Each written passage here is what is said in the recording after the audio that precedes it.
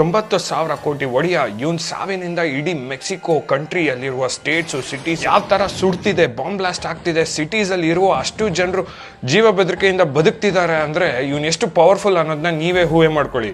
ಹೌದು, ನಾನ್ ಮಾತಾಡ್ತಾ ಇರೋದು ಮಿಸಿಯೋ ಒಸಿಗ್ವೆರಾ ಸರ್ವಾಂತಸ್ AKA ಎಲ್ ಮಂಚೋ. ಈ ಎಲ್ ಮೆಂಚೋ ಎಷ್ಟು ಪವರ್ಫುಲ್ ಅಂದ್ರೆ USA, ಮೆಕ್ಸಿಕೋ ಮತ್ತೆ ಬೇರೆ ಪವರ್ಫುಲ್ ಕಂಟ್ರೀಸ್ ನ ಇವ್ನು ಡ್ರಗ್ ಟ್ರಾಫಿಕಿಂಗ್, ಡ್ರಗ್ ಡೀಲಿಂಗ್ ಇಂದ ಶೇಕ್ ಮಾಡ್ತಿದ್ದ. ಇಷ್ಟು ಪವರ್ಫುಲ್ ವಾಗಿ ಬೆಳೆದಿರೋ ಎಲ್ ಮೆಂಚೋ ಹುಟ್ಟಿದ್ದು ಮಾತ್ರ ಕಡು ಬಡತನ ಇರುವ ಕುಟುಂಬದಲ್ಲಿ. ಈ ಬಡತನದಿಂದ ಎಸ್ಕೇಪ್ ಆಗ್ಬೇಕಂತಾನೆ USA ಗೆ ಇಲ್ಲಿಗಲ್ ಆಗಿ ಎಂಟ್ರಿ ಕೊಡ್ತಾನೆ. ಎಂಟ್ರಿ ಕೊಟ್ಟಾದ್ಮೇಲೆ ಅಲ್ಲೇನು ಒಳ್ಳೆ ಕೆಲಸ ಮಾಡ್ಲಿಲ್ಲ, ಡ್ರಗ್ ಡೀಲಿಂಗು ಮತ್ತೆ ಬೇರೆ ಕ್ರೈಮ್ ನಲ್ಲಿ ಇನ್ವಾಲ್ವ್ ಆಗ್ತಾನೆ. ಇನ್ವಾಲ್ವ್ ಆಗಿ ಯಾವಾಗ USA ಪೊಲೀಸ್ ಹತ್ರ ಸಿಗಾಕೋತಾನ, ಇವ್ನ್ ಮೆಕ್ಸಿಕನ್ ಅಂತ ಐಡೆಂಟಿಫೈ ಮಾಡ್ಬಿಟ್ಟು ಇವನ ವಾಪಸ್ ಮೆಕ್ಸಿಕೋಗೆ ಕಳಿಸ್ತಾರೆ. ಇವ್ನ್ ವಾಪಸ್ ಮೆಕ್ಸಿಕೋಗೆ ಬಂದಿದ ತಕ್ಷಣ ಅದೇನ್ ಅದೃಷ್ಟನೋ ಏನೋ ಗೊತ್ತಿಲ್ಲ, ಇವನು ಪೊಲೀಸಲ್ಲಿ ಸೇರ್ಕೋತಾನೆ. ಪೊಲೀಸಲ್ಲಿ ಸೇರ್ಕೊಂಡಾದ್ಮೇಲೆ ಪೊಲೀಸ್ ಅವರ ಸಿಸ್ಟಮ್ ಹೇಗ್ ಕೆಲಸ ಮಾಡುತ್ತೆ, ಡ್ರಗ್ ಡೀಲರ್ಸ್ ನ ಯಾವ ತರ ಟ್ರ್ಯಾಕ್ ಮಾಡ್ತಾರೆ, ಯಾವ ತರ ಹಂಟ್ ಮಾಡ್ತಾರೆ, ಇವ್ರ ನೆಟ್ವರ್ಕ್ ಹೆಂಗೆ ಏನು ಅಂತ ಎಲ್ಲ ತಿಳ್ಕೊಂಡಿದ್ ಎಲ್ ಮಂಚೋ ಪೊಲೀಸ್ ಕೆಲಸನ ಬಿಟ್ಬಿಟ್ಟು ಮೆಲೆನಿಯೋ ಕಾರ್ಟಲ್ ಅಲ್ಲಿ ಸೇರ್ಕೋ. ಕಾರ್ಟಲ್ ಅಂದ್ರೆ ಏನಂದ್ರೆ ಎಲ್ಲಾರು ಬಿಸ್ನೆಸ್ ಮಾಡ್ಬೇಕಾದ್ರೆ ಒಂದ್ ಕನ್ಕ್ಲೂಷನ್ ಬರ್ತಾರೆ, ಯಾವ್ದೇ ಪರ್ಟಿಕ್ಯುಲರ್ ಬ್ರ್ಯಾಂಡ್ ಆಗ್ಲಿ, ಫುಡ್ ಆಗ್ಲಿ, ಏನೇ ಆಗ್ಲಿ, ಇದಕ್ಕೆ ಇಷ್ಟೇ ಪ್ರೈಸ್ ಇರಬೇಕು, ಇದು ಇದೇ ತರ ಮೂವ್ ಆಗ್ಬೇಕು ಅಂತ ಒಂದು ಡಿಸಿಷನ್ ಬಂದ್ಬಿಟ್ಟು ಬಿಸ್ನೆಸ್ ಮಾಡ್ತಾ ಇರ್ತಾರೆ.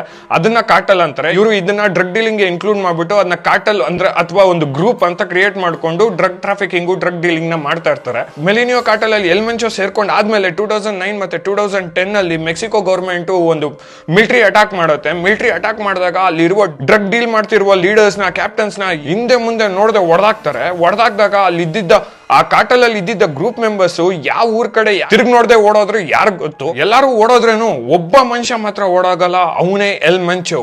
ಎಲ್ ಮಂಚೋ ಓಡೋಗ್ದೆ ಅಲ್ಲೇ ನಿಂತ್ಕೊಂಡು ಯಾರು ಮಿಗ್ದವ್ರು ಇದ್ರು ಅವ್ರ ಜೊತೆ ಮತ್ತೆ ವೆಪನ್ಸ್ ನ ಹಿಡ್ಕೊಂಡು ಇನ್ನೊಂದು ಕಾರ್ಟಲ್ ನ ಕ್ರಿಯೇಟ್ ಮಾಡ್ತಾನೆ.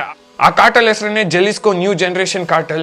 ಈ ಕಾರ್ಟಲ್ ಗ್ರೂಪ್ ಲೀಡರ್ ಆದ ಎಲ್ ಮಂಚೋ ಒಂದು ಸಾಮ್ರಾಜ್ಯನೇ ಕಟ್ತಾನೆ ಡ್ರಗ್ ಡೀಲಿಂಗ್. ಆ ತರ ಸಾಮ್ರಾಜ್ಯ ಕಟ್ತಾನೆ ಅಂದ್ರೆ ಇವನ ಹತ್ರ ಇದ್ದಿದ್ದು ಸೋಲ್ಜರ್ಸ್ ಒಂದು ಪ್ಯಾರಾಮಿಲಿಟರಿ ಲೆವೆಲ್ಗೆ ಟ್ರೈನ್ ಆಗಿರ್ತಾರೆ. ಸೊ ಯಾವ್ದೇ ಮಿಲಿಟರಿ ಫೋರ್ಸ್ ಆಗ್ಲಿ, ಎಂತ ಹೈ ಫೋರ್ಸೇ ಬಂದ್ರೂ ಇವನ್ನ ಮುಟ್ಟಕ್ ಆಗದೆ ಇರೋ ತರ ಬೆಳಿತಾನೆ. ಅದ್ರ ಜೊತೆಗೆ ಇವನ್ ಏನ್ ಅರ್ಥ ಮಾಡ್ಕೊಂಡಿರ್ತಾನೆ ಅಂದ್ರೆ ಕಾಸು ಮತ್ತೆ ಡ್ರಗ್ಸ್ ಒಂದೇ ಅಲ್ಲ, ಕಂಟ್ರೋಲ್ ನ ಹೆಂಗ್ ಮಾಡ್ಕೋಬೇಕು ಅಂತ ಅರ್ಥ ಮಾಡ್ಕೊಂಡು ಸತತ 30 ವರ್ಷ ಮೆಕ್ಸಿಕೋದಲ್ಲಿ ಡ್ರಗ್ ಲಾರ್ಡ್ ಆಗಿ ರೂಲ್ ಮಾಡ್ತಾನೆ. ಸೊ ಇವನ ಹತ್ರಕ್ಕೂ ಯಾರು ಬರದೇರಂಗ್ ಆಗ್ಬಿಡ್ತಾರೆ. ಸೊ ಈ 30 ವರ್ಷ ಇವನು ರೂಲ್ ಮಾಡಿರೋದ್ರಲ್ಲಿ USA ಮತ್ತೆ ಮೆಕ್ಸಿಕೋಗೆ ಎಷ್ಟು ಪ್ರಾಬ್ಲಮ್ಸ್ ಬಂತಂದ್ರೆ ಇವನ್ ಮೇಲೆ $15 ಮಿಲಿಯನ್ ಬೌಂಟಿ ಮಾಡ್ತಾರೆ. ಅದು ಇಂಡಿಯನ್ ರುಪೀಸ್ ಅಲ್ಲಿ 135 ಕೋಟಿ ಡೆಡ್ ಆರ್ ಅಲ್ಲ, ಇವನ್ ಸತ್ತಿರ್ಲಿ ಬದುಕಿರ್ಲಿ ಹಿಡ್ಕೊಟ್ಟವ್ರಿಗೆ 135 ಕೋಟಿ ಪ್ರೈಸ್ ಮನಿ ಅನೌನ್ಸ್ ಮಾಡ್ತಾರೆ USA ಗೌರ್ಮೆಂಟ್. ಅಂದ್ರೆ ಅರ್ಥ ಮಾಡ್ಕೊಳ್ಳಿ ಇವನ್ ಎಷ್ಟು ಪವರ್ಫುಲ್ ಆಗಿ ಬೆಳೆದಿರಲ್ಲ ಅನ್ಬಿಟ್ಟು. ಲಾಸ್ಟ್ ಅಲ್ಲಿ ರೀಸೆಂಟ್ ಆಗಿ ಏನ್ ಹೇಳ್ತಾ ಇದಾರೆ ಅಂದ್ರೆ ಇವ್ನಿಗೆ ಒಂದು ಗರ್ಲ್ ಫ್ರೆಂಡ್ ಇದ್ರು, ಗರ್ಲ್ ಫ್ರೆಂಡ್ ನ ಟ್ರ್ಯಾಕ್ ಮಾಡಿ ಅವ್ನ ಹೈಡ್ ಔಟ್ ಎಲ್ಲಿತ್ತು ಅನ್ಬಿಟ್ಟು ಕಂಡಿಡಿದು ಮಿಲಿಟರಿ ಫೋರ್ಸ್ ಅಟ್ಯಾಕ್ ಮಾಡಿ ಆ ಅಟ್ಯಾಕ್ ಆದಾಗ ಎಲ್ ಮಂಚೋ ಸತ್ತೋಗಿದ್ದಾನೆ ಅಂತ ಹೇಳಲಾಗ್ತಿದೆ.